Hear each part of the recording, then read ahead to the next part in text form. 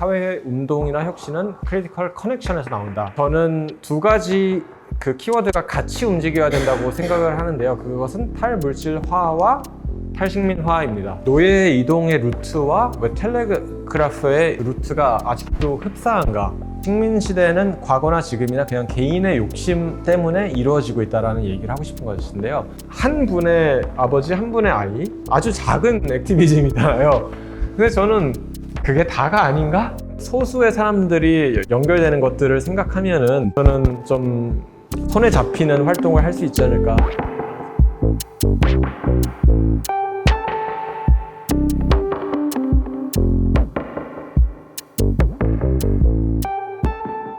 안녕하세요.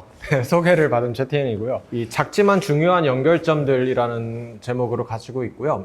그레이슬리 버크스라는 분인데 100세까지 사셨던 활동가이고 저자이고 디트로이트라는 도시에서 활동하신 그런 시민운동가세요. 그 글 중에 한 가지 그 말이 저는 딱 기억에 남았는데요. 이 사회운동이나 혁신은 크리티컬 커넥션에서 나온다. 이 양적인 게 중요하지 않다라는 이야기이고 저는 이거를 굉장히 믿고 있습니다. 왜냐하면 여러분들도 사회운동에 참여해 보신 적도 있고 관심 있게 팔로우 하신다면은 좀 답답한 시기가 있을 것 같아요. 아, 이게 정말 중요한 이슈인데 왜 이 작은 소수의 사람들만 관심을 갖지? 왜 난 내 친구들은 아무도 관심이 없지? 이런 생각 해보셨을 텐데 친구들이 관심 없는 건 괜찮고요. 어떻게 보면 그 절대적인 다수가 필요한 것이 아닐 수도 있다는 얘기로 시작을 하고 싶습니다. 저는 현대미술 작가이고 저는 시각예술을 기반으로 하고 있지만 뭐 퍼포먼스나 뭐 미디어 아트도 하고 사회 참여적 예술도 합니다. 저는 두 가지 그 키워드가 같이 움직여야 된다고 생각을 하는데요. 그것은 탈물질화와 탈식민화입니다. 그래서 그 두 가지가 분리되어 있지 않고 언제나 같이 움직이는 거라고 저는 생각을 하고 있고요. 저는 미술 작가라고 많이 알려져 있지만 실제로 제가 일을 하는 거는 작품 이외에도 전시 기획을 하거나 워크숍을 진행하거나 다른 작가님의 작품을 서포트하는 일도 많이 있고 교수를 하고 있습니다. 그래서 티칭이 저는 작업의 굉장히 중요한 부분이라 생각을 하고 그것이 그냥 밥벌이가 아니고 어떻게 보면 액티비즘과 예술이 만나는 지점이라고도 생각을 하고 있기 때문에 저는 교육을 굉장히 중요하게 생각합니다. 미디어를 다루는 작가로서 언제나 이 지점이 저는 고민이 되는 지점인데요. 이렇게 미디어 아트, 특히 뭐 VR, AR 막 어쩌고 저쩌고 새로운 기술이 나와서 이제 새로운 때려 박아서 멋진 걸 만들어야 돼 이렇게 하잖아요. 저는 그게 그 테크놀로지와 유토피아니즘의 중간에 있다고 생각을 하고 그게 언제나 불편했습니다. 그리고 그것이 반짝반짝하지만 가리는 다른 것들이 있다고 생각을 하고 그것은 바로 억압과 연결된 거라고 생각을 합니다. 그래서 저는 개인적으로 사회 비판적인 미디어 아트 그리고 기술을 사용하지만 기술 기업이나 군사 산업에 대해서 비판적인 미디어 아트를 더 선호합니다. 제 활동을 아시는 분들도 계시는데 저는 그런 포에릭 컴퓨팅이라는 개념으로 한동안 작업을 했었고요. 그때 작업을 간단히 설명드리면은 저는 전자회로를 만들고 코딩을 하는 것이 시를 쓰는 것 같다는 생각을 많이 했었어요. 왜냐면은 저는 엔지니어링을 공부하긴 했지만 그 기술을 접근하는 방식이 효율성이라든지 대규모 스케일을 위한 것이 아니고 예술적 표현을 위한 것이라고 생각을 했습니다. School for Poetic Computation에서 했던 여러 프로젝트들이 있지만 아주 일부분만 보여드린다면은 저는 제가 참여했던 거의 마지막 프로젝트 중에 하나인데요. 그 알렉산더 갤러웨이라는 미디어 이론가, 컴퓨터 게임 이론가와 코리 크레스키라는 안무가 그리고 저희 학교에 같이 했던 커뮤니티와 함께 렉처 퍼포먼스를 했는데 이게 컴퓨팅과 computability and uncomputability 이 사이에 대해서 얘기를 하는 거고 그 uncomputability는 컴퓨터가 하는 활동에 저항하다, 반대하다 이런 식으로 이해할 수도 있어요. 근데 이런 좀 기술적인 거, 철학적인 거를 이야기할 때 저희는 컴퓨터 스크린을 사용하지 않고 사람 몸을 사용해서 서로에게 코딩을 하고 그 코딩을 디코딩하고 이런 퍼포먼스를 하면서 배웠는데 제가 이때부터 굉장히 몸을 써야 되겠다. 그리고 우리 몸이 정말 소중하다는 생각을 했었고 그런 작업을 확장하게 되었습니다. 저는 탈물질적인 것에 대한 관심이 굉장히 많이 있습니다. 제가 했던 개인 작업으로서는 강일훈 작가와 협업을 했던 건데요. 그때는 전 세계 시간이 다 싱크가 되어 있잖아요. 그 시차가 있기도 하고. 근데 이것이 그 GPS를 통해서 시계가 싱크가 돼요. 모든 스마트폰 이런 것들이. 근데 이것이 미국 군사기관이 그 관리하는 프로토콜이에요. GPS는. 근데 그 얘기는 미국 군사기관에서 원한다면은 1초의 시간을 사라지게 할 수 있어요. 어떤 한 지역에서. 그렇게 되면 어떻게 되면 그 지역이 지도상에서 사라지는 거예요. 시간과 공간이 연결되어 있기 때문에. 그래서 어떻게 보면 이렇게 탑다운 구조의 시공간이라는 게 우리가 살고 있는 현대사회라고 하면은 과연 그것에 저항하는 다른 식의 시간 기계는 어떻게 될까라는 질문을 시작되었고, 이 사진에서 보이는 작업은 저 약간 폭탄 같아 보이는 상자를 참가자들이 자신이 생각하는 1분간 누르고 있는 거예요. 각자 1분의 개념은 다르겠죠. 눈을 감고 하고 있으니까. 그리고 이걸 딱 놓으면 1분이 세팅이 돼요. 그리고 뭐 게임적인 메커니즘들이 있어서 뭐 15분 후에 미술관 어디 로비에서 만나요. 이런 식으로 돼요. 그 시간이 싱크가 되는 사람들끼리는 그 공간에서 만나게 되고 아닌 사람들은 지나치게 되는 거죠. 그런 식으로 미술관 공공장소를 이런 다른 시간이 존재하는 그런 게임 스페이스로 사용했던 작업입니다. 그리고 크리스틴 선 킴 같은 경우는 그 지금 베를린 기반으로 하고 있는 사운드 아티스트이고, 이분은 농인이에요, 농인. 그래서 태어날 때부터 소리가 안 들리는 작가인데 사운드를 가지고 작업하는데요. 이 친구와 같이 2016년에 서울에 했던 작업은 한국어, 그리고 영어, 그리고 한국 수화, 미국 수화, 이 네 가지 언어가 공존하는 공간이었어요. 그래서 관객분들도 그렇게 다양했었고요. 그래서 우리가 생각했던 시간의 다양성에 대해서 그 렉처 퍼포먼스라고 관객도 함께 작품을 만드는 작업을 했었습니다. 이런 작업을 할 때 저희의 몸 그리고 저희의 시간 같이 하는 것들이 굉장히 중요하다고 생각이 드는데요.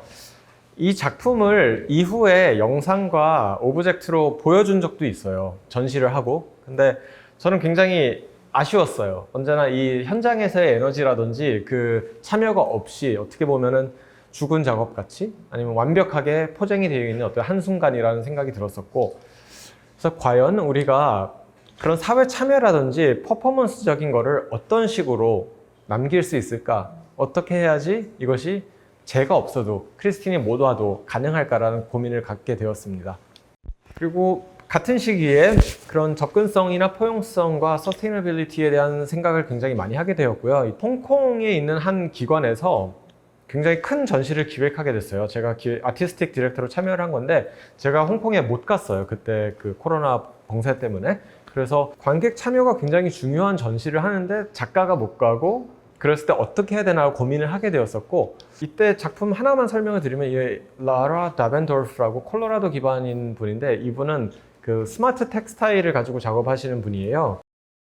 아이를 가지시고 두 아이를 가지시고 어머니로서 아이를 키우면서 그냥 몸이 너무 힘들잖아요. 근데 아이의 몸과 자기의 몸이 만나는 지점에 대해서, 그리고 그 땀이라든지 뭐 여러 가지 액체에 대해서 생각을 하면서 스마트 텍스타일을 사용해서 자신이 그러니까 이게 무게라든지 어떻게 습도가 변화를 주는 면들을 캡처를 한 거예요. 그리고 이것을 다시 플러스 전시할 때는 그 패턴이 다시 보여지는 것이죠. 그래서 어떻게 보면 텍스타일과 신체 그리고 그 관계를 작품으로서 풀어낸 거여서 저는 굉장히 흥미롭다고 생각을 했습니다. 언제나 그 관객 참여적인 게 중요한데 제가 못 갔기 때문에 그 현지에 있는 에듀케이터들과 함께 저희가 쓴 대본을 가지고 재현하는 그런 워크숍들이 많이 있었고요. 이 부분이 굉장히 사람들의 호응이 좋았습니다. 하지만 조금 아쉬운 점이 많이 있었어요. 그 불만족은 그 아트 선재에서 같은 해에 전시를 했을 때 조금 더 많이 불만족을 느끼긴 했어요. 그러니까 선재 공간은 너무나 뭐 아름다운 공간이고 그래서 완벽했지만 코로나의 영향도 있었고 여러 가지로 제가 원했던 것만큼 퍼포먼스나 워크숍을 하지는 못했어요. 결국은 이 작업들이 아카이브나 오브젝트만으로 보여지는 것은 제가 원하는 것이 아니다라는 결론에 다다가게 되었고, 여러 가지 제약이 있었지만 그래도 아이들이나 사회 참여적인 프로젝트를 몇 가지를 진행하면서 이때는 정말 아이들과 저희가 다 뛰어다녔거든요, 미술관에서. 그리고 막 작품 만져도 된다고 하고, 근데 너무 재밌는 거예요. 그리고 어떻게 보면 미술관의 공간을 그렇게 잘 활용하는 것이 현대미술가의 역할이 아닐까라는 생각을 하게 되었습니다. 다시 탈물질에 대한 이야기로 넘어가게 되는데요. 저는 같은 맥락에서 그 분산된 돌봄의 웹이라는 프로젝트를 몇 년간 진행을 하고 있었습니다. 그러니까 여기 계신 분 같은 경우는 웹의 아버지라고 본인들이 지칭하시기도 하고 뭐 사람들이 그러는데 실제로 지금 한 60, 70대가 된 주로 실리콘밸리 초창기에 있었던 백인 남성들이 웹을 썼습니다. 그러니까 지금 HTTP, www 이게 이 사람들이 정한 거예요. 뭐 이분들의 그런 기술적인 그런 어마어마한 능력을 중요하게 생각하기도 하지만 어떻게 보면 남성 중심주의, 백인 중심주의의 프로토콜이 아직까지도 재생되고 있다는 것을 자본주의와 기술의 만남에 변하지 않았다는 것을 알 수 있는데요. 저는 이런 분들과 함께 하기도 하고 실리콘밸리에서도 뭐 워크숍을 하면서 과연 다른 웹을 만들 수 있을까라는 생각을 했었고 그것은 또 코드가 아닌 몸을 쓰는 식으로 했습니다. 그래서 이 C를 사용해 가지고 거대한 네트워크를 만들어 보고 다른 웹 네트워크를 함께 만드는 워크숍들을 진행했었는데요. 이 C를 사용하게 된 거는 일단 로우테크를 사용하기 위한 것도 있지만 관객 참여를 생각해서도 있습니다. 그래서 뷰티니 미술관에서 했었을 때 같은 경우는 장애인 예술가 그리고 장애인 관객, 뭐 시각장애인, 청각장애인 모두 참여할 수 있는 그런 장치를 생각하다 보니까 이런 로우테크로 하게 되었었고 저는 제가 했던 작업들 중에 굉장히 흥미로운 그런 경험이었다고 생각해요. 그리고 이 작업을 절대로 혼자 할 수는 없기 때문에 거의 한 40명 정도가 함께 만드는 작업이라고 보시면 됩니다. 이러면서 이런 접근성과 포용을 어떻게 더 지속적으로 할 것인가에 대한 질문을 가지고 연구 과제로 해서 글을 쓰고 논문을 발표하기도 했었고요. 어떻게 보면은 이것이 그냥 접근성뿐만이 아니라 그 인프라스트럭처와 그런 공정성과 어떻게 연결되는지 그리고 이 크립토나 블록체인으로 굉장히 오해가 되기도 하는 웹 3.0이라고 하는 것들이 과연 어떻게 하면 더 접근성이 있어질지라는 그런 글을 많이 쓰기는 했습니다. 탈식민이라는 게 굉장히 힘들어요, 실제로. 왜냐면 우리도 식민주의의 혜택을 보고 사는 대한민국이라는 나라도 그렇고 어떻게 보면 글로벌 노스에 있는 모든 사람들은 식민주의의 간접적으로도 혜택을 보고 있는 사람들이기 때문에 어려운 일입니다. 저는 학생들에게 언제나 이 그림을 보여주는데요. 이거는 존 게스트라는 화가가 그린 American Progress라는 그림이고 1872년 그림인데 보시면 아시겠지만 되게 이상화된 백인 여성 반나체의 백인 여성 딱 보면은 자유의 여신상 생각나실 거예요. 이 아이디어가 백인 유럽인들이 미국이라는 땅을 식민화해서 개발하는 것이 신의 뜻이다 라는 게 메시지예요. 그거를 이상화해서 저 여성으로 나타낸 건데 저는 여기서 흥미로운 게 이따가 보여드릴 텐데 이분이 이렇게 감고 있는 게 뭘까요? 전화줄이에요. 텔레그램. 그거에서 조금 더 얘기를 해보겠습니다. 저는 이 텔레콤과 인간, 자본, 그리고 노동력, 그 다음에 이런 자연 환경들이 그것들의 이동과 텔레콤이 언제나 같이 있었다는 것에 굉장히 흥미를 가지고 있고요. 저는 미국에서 활동을 하고 미국 세금을 내고 미국 사회 구성이지만 저는 미국이라는 나라 자체가 굉장히 식민지적인 그리고 흑인 노예의 착출에 기반을 한 것에 굉장히 불편함을 느끼고 있습니다. 그래서 아까 보여드렸다시피 텔레콤과 자원, 노예의 이동 그 지점에 굉장히 관심이 있고 그것을 어떻게 하면 풀어 헤치는지에 대한 작업을 하고 있습니다. 이제 다 인스타나 페이스북 쓰실 텐데 그러니까 여러분이 친구에게 옆에 계신 현진 작가님에게 제가 DM으로 뭘 방금 보내요. 안녕하세요. 바로 가는 것 같잖아요. 이게 사실 부산을 통해서 일본 통해서 하와이 통해서 샌프란에 갔다가 다시 돌아오는 거예요. 그리고 아시는지 모르겠지만 DM으로 보낸 모든 메시지와 모든 라이크는 인스타그램이 소유한 자산입니다. 그래서 우리의 모든 대화들은 거기에 자산이 되고 있는 거죠. 그리고 이것이 식민 시대에 텔레그래프 네트워크와 왜 구조적으로 바뀌지 않았을까라는 질문을 저는 언제나 해요. 더 중요한 질문은 노예의 이동의 루트와 왜 텔레그래프의 그 루트가 아직도 흡사한가? 라는 질문을 합니다. 이것이 그냥 로지스틱이 그냥 효율성 때문에 같은 것인가? 아니면 이 인프라 자체에 어떠한 편견이 녹아들어 있는 것인가? 라는 질문을 합니다. 저는 미술사가 굉장히 중요한 역할을 한다고 생각해요. 미술사를 저는 굉장히 흥미롭게 보고 한 가지 예만 알려드리겠습니다. 이것은 정말 대단하지 않은 좀 흔한 식민시대 때 네덜란드 페인팅 하나예요. 저는 이 작품에 굉장히 관심을 갖게 되고 좀 깊게 파게 되는데 너무 쪼잔한 이야기가 많아서 쪼잔한 이야기를 몇 가지만 해드리겠습니다. 아까 마니페스트 데스티니나 그런 신이 내려준 미션을 가지고 식민화를 했다고 하는 것에 대해 반박을 하기 위한 거고, 그 핵심은 식민시대는 과거나 지금이나 그냥 개인의 욕심 때문에 이루어지고 있다는 얘기를 하고 싶은 것인데요. 이 그림을 커미션한 사람은 Dutch West India Company라고 서인도 주식회사의 간부였어요. 그리고 아프리카의 한 항구를 담당하는 거였고, 거기서 금을 착출해서 네덜란드로 보내는 그 일을 하던 사람인데, 사실 좀도둑이었어요, 테너스 때부터. 그래서 좀도둑을 하다가 너무 도둑질을 잘해서 굉장히 높은 사람이 됐는데, 그 후에도 계속 도둑질을 했어요. 네덜란드로 돌아갈 때 큰 배로 가서 작은 배로 넘어가서 이제 항구로 가야 되잖아요. 근데 작은 배에 금을 너무 많이 숨긴 거예요. 그래서 빠져서 죽었어요.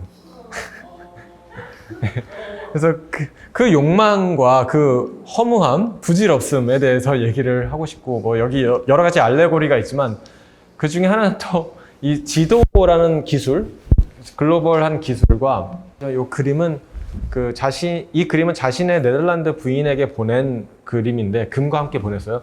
자신의 이 혼외 자식의 초상화를 같이 그려서 보냈어요. 아프리카인과 아기를 낳아서 이 아이를 네덜란드에서 키워달라고 하면서 좀 쪼잔하죠.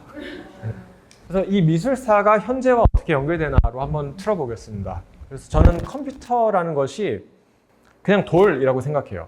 2차 전지라는 얘기를 많이 들어보셨을 거예요. 2차 전지의 핵심 부품이 코발트라는 원자료인데, 이것이 아프리카에 있는 콩고라는 나라에서 거의 80%가 나와요. 나머지 20%는 칠레인데 거의 80%가 콩고에서만 나오는 파란 원자재입니다. 불과 한 20년 전에 이 원자재가 가치가 있어졌어요. 2차 전지를 만들기 때문에. 그래서 갑자기 금이 된 거예요, 이게. 네. 안타깝게도 이것을 파내는 기술이 거의 대부분의 사람들이 직접 손으로 아무런 보호 장비 없이 할 수밖에 없고, 뭐 여러 가지 그런 착취적인 환경들이 있는데, 이런 스마트 모빌리티나 뭐 AI 기업에서 추구하는 그런 녹색 미래가 사실은 이런 착취 구조에 아직 기반하고 있다는 점을 말씀드리고 싶고, 또 하나 식민주의라는 게 꼭 서구의 식민주의만은 아닌 게, 일단 콩고의 이 코발트 개발 지역의 거의 90%를 중국이 소유해요. 모든 코발트는 채출이 되어서 중국에 가서 2차 전지의 원자재로 만들어져서 다시 실리콘밸리로 수출이 돼서 테슬라가 되어서 다시 오는 겁니다. 그래서 이 네트워크가 어떻게 보면은 아시아의 아프리카 식민주의의 되게 핵심을 말해주고 있기도 한 것 같습니다. 그리고 굉장히 패스트 포워드를 해서 이게 폐기물이 되었을 때 어떻게 되느냐. 안타깝게도 대부분의 스마트 디바이스나 자동차들은 재활용이 안 되어요. 특히 2차 전지 같은 경우도 재활용이 거의 안 되어요. 그래서 그냥 땅에 버려주고 사람이 이걸 또 해체해야 돼요. 이것은 타일랜드에 있는, 태국에 있는 한 그런 전선을 해체하는 업체인데요. 이런 우리가 쓰는 모든 USB 케이블 같은 것들을 다 손으로 벗겨내서 구리를 빼야 돼요. 그래서 나머지는 다 태워요. 그래서 이게 굉장히 아직 수작업과 이런 반복적인 노동이 핵심적이다라는 거를 말씀드리고 싶었습니다. 저는 이런 관계들에 대해서 언제나 관심을 가지고 있었지만, 저는 이 맵 안에서 저도 글로벌 노스의 혜택을 많이 받고 있고, 어느 정도 식민주의적인 알고리즘의 일부라는 것을 누구보다도 더 알고 있고, 그것에 대해서 모순과 한계를 적극적으로 좀 집중적으로 보려고 하고 있습니다. 저는 현대미술이라는 것들이 무엇이라고 물어보면은 현대미술이 뭔지를 적극적으로 도전하는 거라고 생각을 합니다. 저는 아트워크와 큐레이션, 에듀케이션을 세 가지 축으로 한다고 말씀을 드렸었는데, 근래에 보면은 저는 어떠한 것을 만드는 거, 그리고 저 아닌 다른 사람을 서포팅하는 거, 그리고 사람들을 모으는 거, 이 세 가지가 더 핵심적인 축일 수도 있고, 이거를 통해서 저는 그런 커뮤니티라든지 아까 말씀드린 경제 공동체, 경제 모델, 그리고 어떤 지식, 아카이브, 이것들이 만들어지는 그런 생태계를 만들어가고 있다고 생각을 합니다. 이것이 그 작지만 중요한 연결점들이라고 저는 생각해요. 그 한국에 2020년에 와서 연세대학교에서 사회학과에서 강의를 하고 작업 활동을 하고 정말 너무 감사하게 좋은 전시들을 많이 참여하고 그 동료 작가들도 만나게 되고 여기 신현진 작가님도 라이스 브링 시스터스 클럽이라고 제가 너무 좋아하는 작가님들인데 알게 되고 좀 동료가 되고 커뮤니티가 만들어졌는데 그것들이 담기는 그 상자가 필요했던 것 같아요. 그리고 제가 없어도 운영될 수 있는 갤러리를 만들고 싶었어요. 그리고 이것이 꼭 우정이나 그 개인적인 관계가 아니고 커뮤니티로서 움직일 수 있는 것들이 필요해서 그 독립문역에 있는 그 작은 15평짜리 갤러리를 임대를 하고 디자인을 해서 만들었어요. 마지막으로 이제 요게 탈식민, 탈물질과 연결되는 지점인 것 같은데요. 이것은 저희가 기획한 것이 아니고 팔레스타인 문화연대라고 하는 친구들이 기획을 한 것인데요. 팔레스타인 예술가들의 그림을 저희 갤러리 현관에다가 붙여놓고 여러 가지 이벤트를 하기도 했었어요. 콘서트도 하고 뭐 토크도 하고 이번 주 토요일 날도 합니다. 관심 있으면 오세요. 그리고 이 인디 뮤지션들과 함께 뭐 이런 액티비즘을 하기도 하고. 근데 저는 이게 정말 좋은 프로그램이었고 너무 행복했었던 게 이걸 하고 저희 동네가 이렇게 핫한 동네가 아니거든요. 그냥 주거 지역이에요. 근데 어떤 아버지와 어린 딸을 가지신 아버지가 같이 오셔서 이렇게 선물이랑 뭘 잔뜩 가져오셔서 저희에게 너무 고맙다 이걸 해줘서 아이와 이 이야기를 할 수 있는 기회가 없었는데 이 작품들을 보면서 우리가 이야기를 할 수 있었고 어떻게 보면은 한 분의 아버지, 한 분의 아이 아주 작은 액티비즘이잖아요. 근데 저는 그게 다가 아닌가? 라는 생각도 했어요. 그래서 다시 크리티컬 커넥션으로 돌아오는데 우리가 절대적 다수라든지 그 양적인 액티비즘으로 너무 생각하지 않고 그 소수의 사람들이 연결되는 것들을 생각하면은 저는 좀 손에 잡히는 활동을 할 수 있지 않을까라는 생각입니다.